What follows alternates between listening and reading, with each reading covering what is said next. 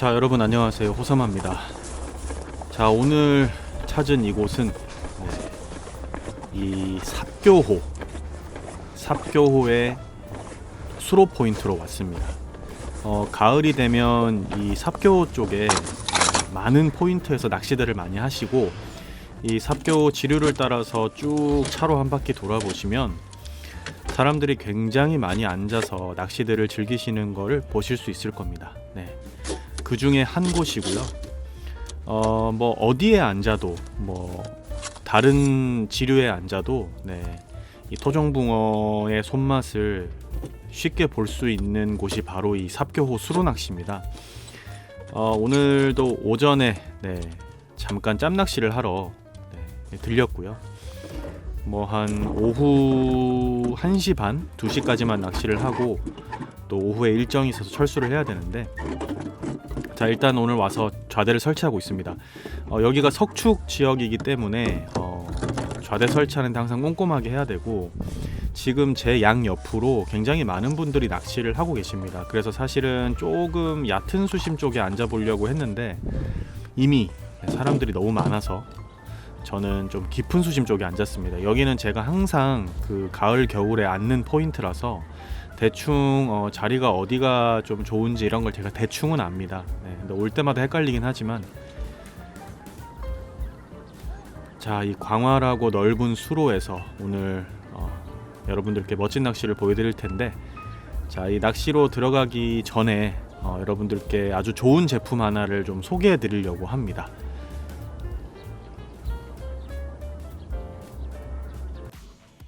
자, 바로 눈이 시원한 낚시 전용 선글라스 눈스터입니다.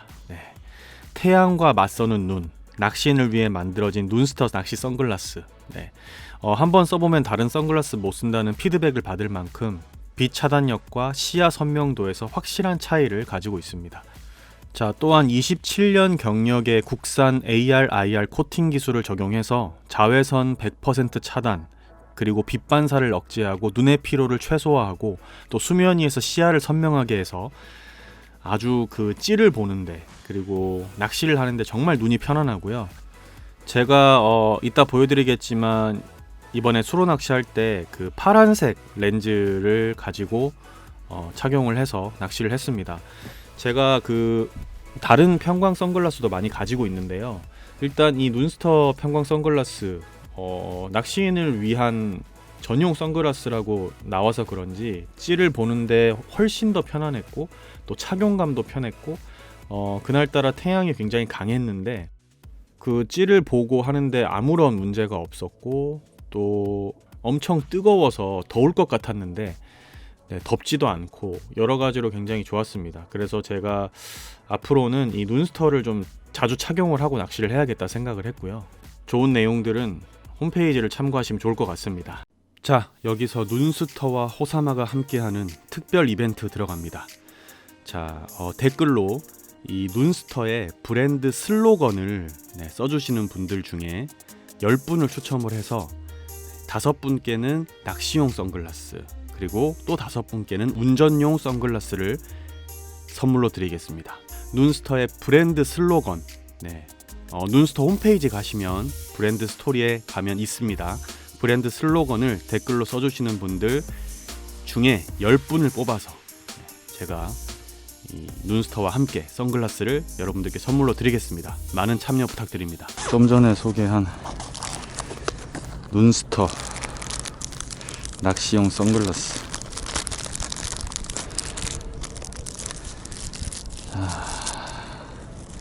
자, 제가 낚시용은 이렇게 파란색으로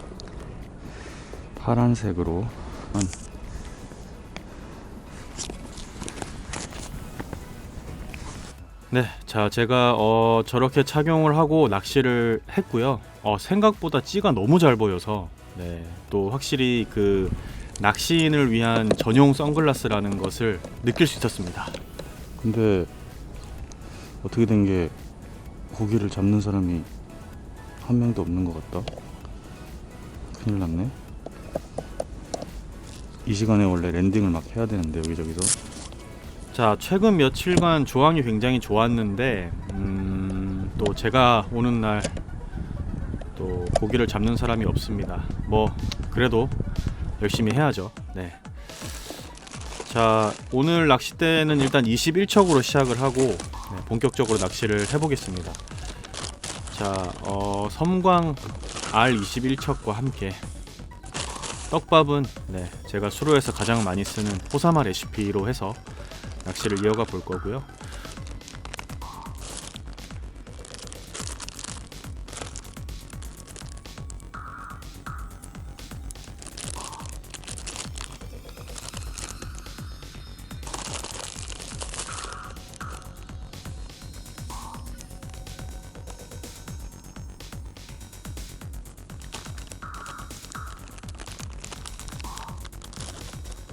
자, 지금 제가 앉은 곳의 수심이 거의 그 낚싯대의 초리대 끝까지 올라옵니다.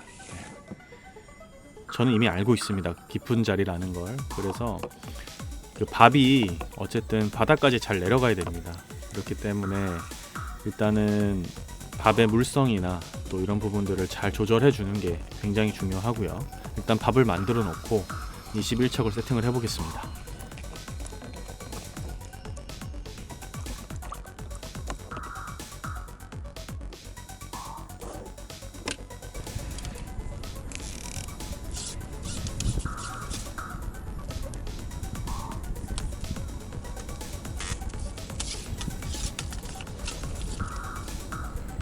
자, 이 수로 낚시는 솔리드 도업이 유리한 경우가 많기 때문에 오늘은 솔리드 좀 고부력으로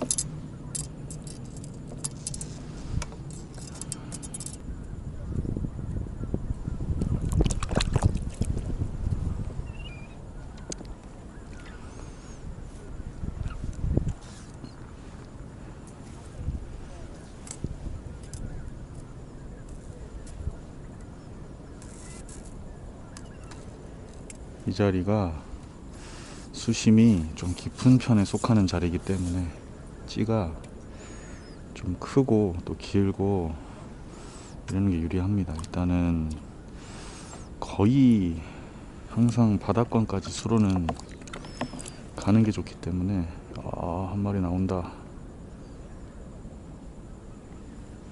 낚싯대 겁나 기네. 와.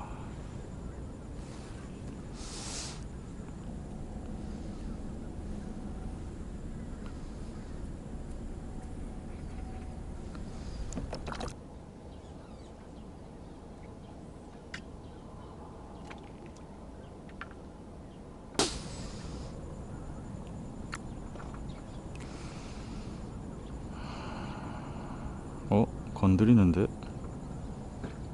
먹었나? 오호.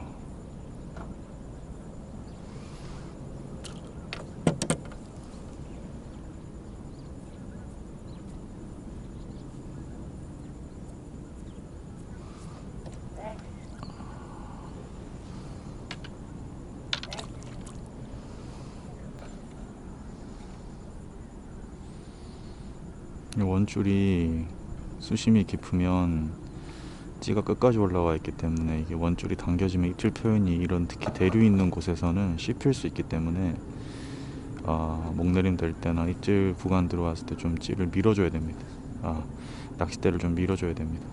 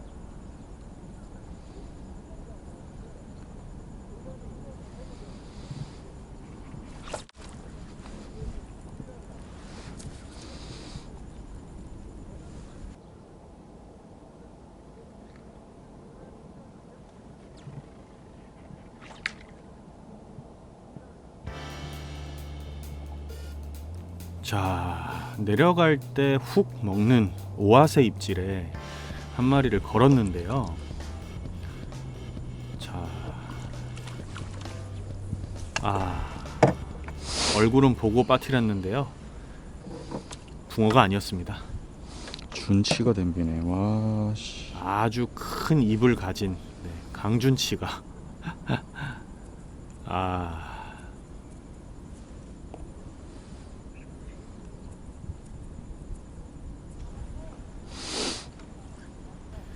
자, 제가 한 낚시를 1시간 정도 진행을 했는데 양 옆에서 낚시를 하시는 어르신들의 낚싯대 길이가 어마무시합니다. 거의 뭐 한 11m, 10m, 9m 이런 낚싯대로 하시는데 그렇게 긴 낚싯대에서 간간히 붕어가 나오는 걸 보고 저도 21척은 안 되겠다라는 생각에 제가 가진 낚싯대 중에 가장 긴 24척을 꺼내서 세팅을 하고 있습니다. 뭐 수로 낚시가 어쩔 수 없습니다. 그렇게 쓰시는 낚싯대 길이들이 있는데 뭐 서로 맞춰서 낚시하면 좋겠지만 또 뭐 그걸 다 맞출 수는 없는 거고요. 저는 사실 크게 개의치 않기 때문에 일단은 저도 어쨌든 21척은 짧은 것 같아서 24척으로 지금 교체를 해가지고 그나마라도 좀 길게 대응을 해보겠습니다. 제 바로 왼쪽에 계신 어르신의 낚싯대가 거의 9m 정도 됐고요. 30척이죠. 그 왼쪽에 있는 분은 더 길었습니다.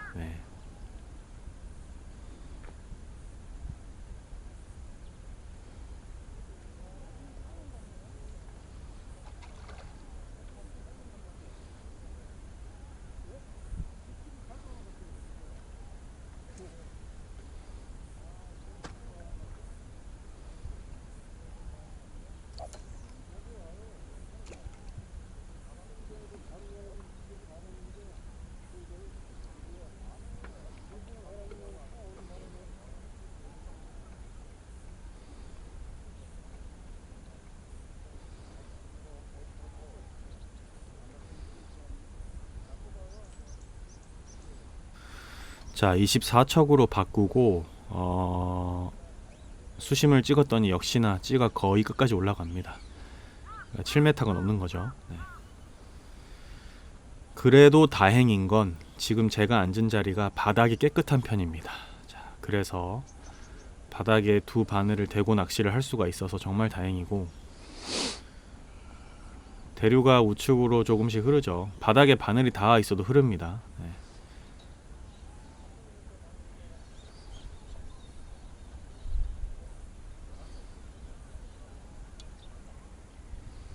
자, 약간의 건드림이 있죠. 제가 저걸 확인하고 회수를 하지 않고 기다리고 있는 겁니다.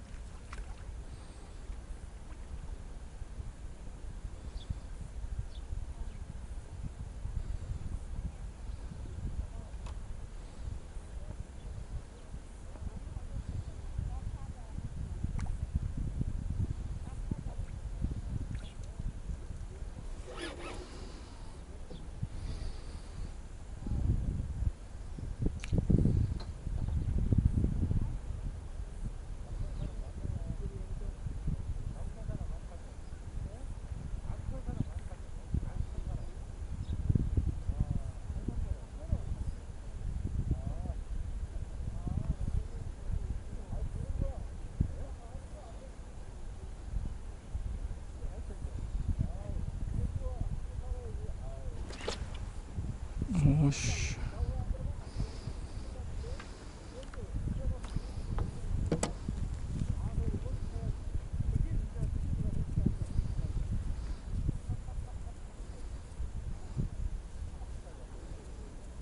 자, 낚싯대 길이를 바꾸자마자 바로 입질을 받았습니다. 뭐 비록 아주 약한 입질이지만 100% 붕어의 입질이다 라고 판단이 됐고, 바로 다시 투척을 해서 한 번 더 입질을 노려서 붕어를 잡아보겠습니다.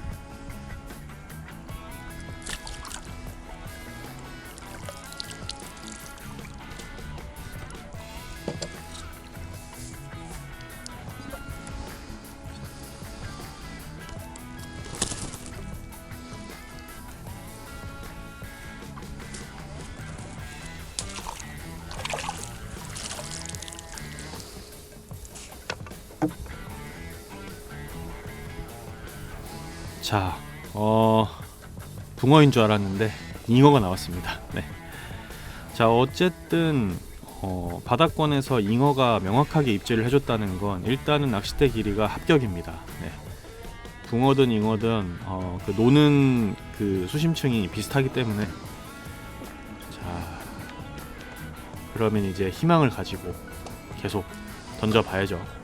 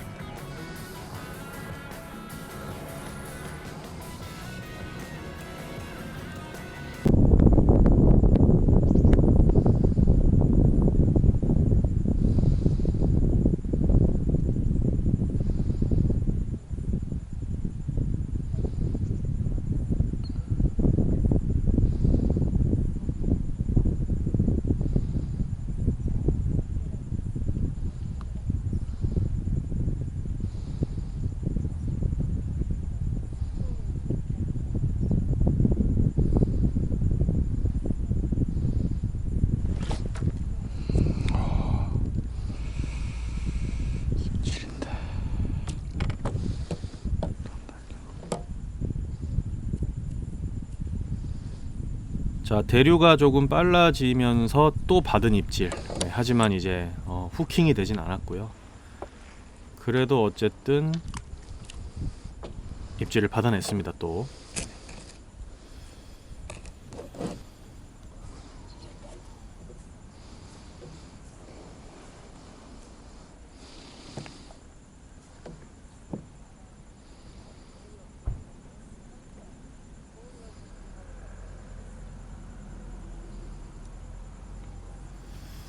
자, 제가 순어낚시에 늘 말씀드리지만 이 찌를 이제 대류 반대 방향에 세워줬다가 찌가 서고 나서 지금처럼, 네, 대류 방향을 타고 이렇게 흘러 들어오게, 그러니까 대류 반대 방향으로 던져서, 네, 대류를 타고 와서 어느 정도 내가 원하는 그 구간을 지나갈 때쯤에 또 회수해주는 그런 패턴을 해야 됩니다. 대류가 있기 때문에.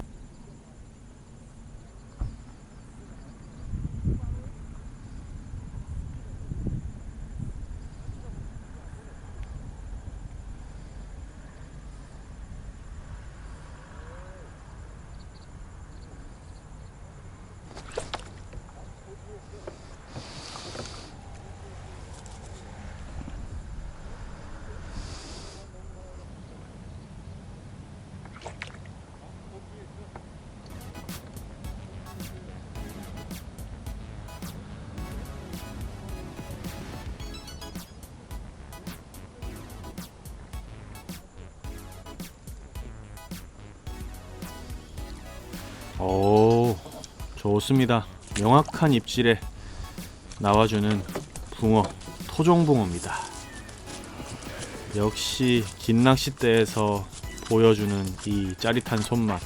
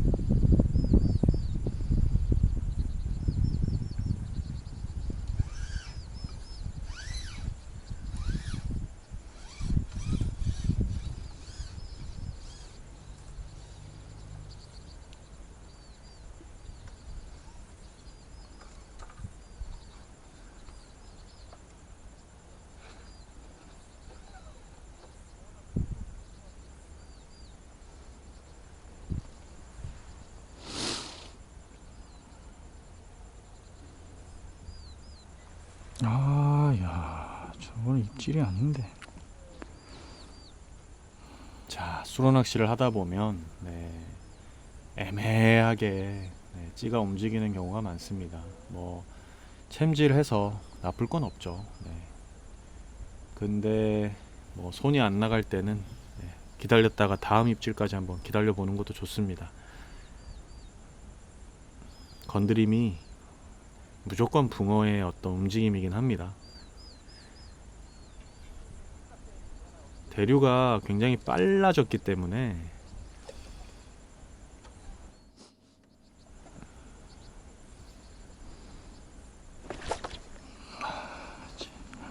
지금 진짜 약하네. 정확하게 들어오는 걸 챔질하는 거죠. 이렇게.